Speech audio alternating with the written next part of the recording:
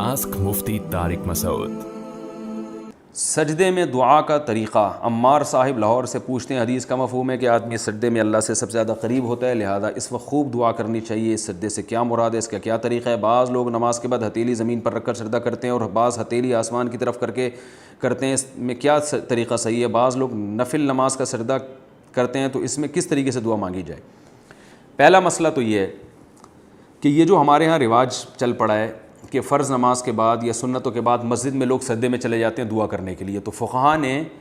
مسجد میں نمازوں کے بعد ہر قسم کے سجدے کو مکروہ لکھا ہے، اس لیے کہ کچھ وقت کے بعد یہ عمل اس کو لوگ سنت سمجھیں گے اور یہ بھی بہت کثرت سے شروع ہو جائے گا، تو بدعت شروع ہونے سے پہلے اس کی روک تھام ضروری ہے، تو اس لیے یہ عمل ترک کر دینا چاہیے۔ نمازوں کے بعد مسجدوں میں کسی قسم کا سجدہ نہیں کرنا چاہیے تاکہ لوگ بعد میں چل کے اس کو سنت سمجھنا نہ شروع کر دیں۔ رہا یہ مسئلہ کہ ویسے ہی سجدہ کرنا بالکل جائز ہے، لیکن جو سجدے کا سنت طریقہ ہے وہ یہ نہیں ہے کہ ہاتھ یوں رکھے جائیں، بلکہ جو سنت طریقہ ہے اسی طریقے سے ایسے سجدہ کیا جائے گا۔ اس میں دعا کیسے مانگی جائے گی؟ حدیث میں آتا ہے کہ سجدے میں اللہ سب سے زیادہ قریب ہوتا ہے، دعائیں قبول ہوتی ہیں، تو تمام حدیثوں کو ہم اگر لیتے ہیں تو فرائض میں جو رسول اللہ صلی اللہ علیہ وسلم سے عام طور پر ثابت ہے اور آپ کا حکم بھی ہے، اجعلوہ علی سجودکم، جب یہ آیت قرآن کی آیت نازل ہوئی سبح اسم ربک الاعلی، تو آپ صلی اللہ علیہ وسلم نے فرمایا اجعلوہ فی سجودکم،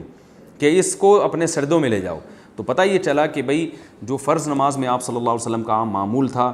اور آپ صلی اللہ علیہ وسلم کا حکم بھی ہے وہ یہی ہے کہ سجدے میں سبحان ربی الاعلی پڑھا جائے، تو اس لیے دعا کوئی کر لے عربی میں تو وہ بھی جائز ہے،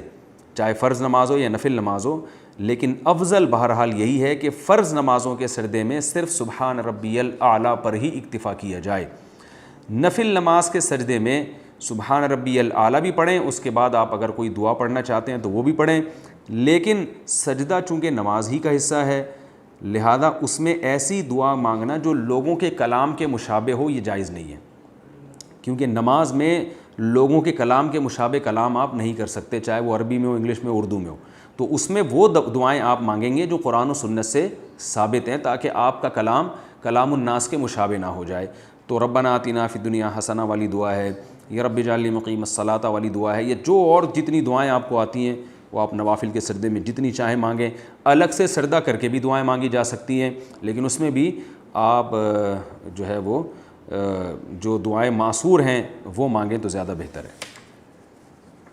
معصور کا کہیں جو نبی صلی اللہ علیہ وسلم سے منقول ہیں یا قرآن سے منقول ہیں۔ آسک مفتی طارق مسعود۔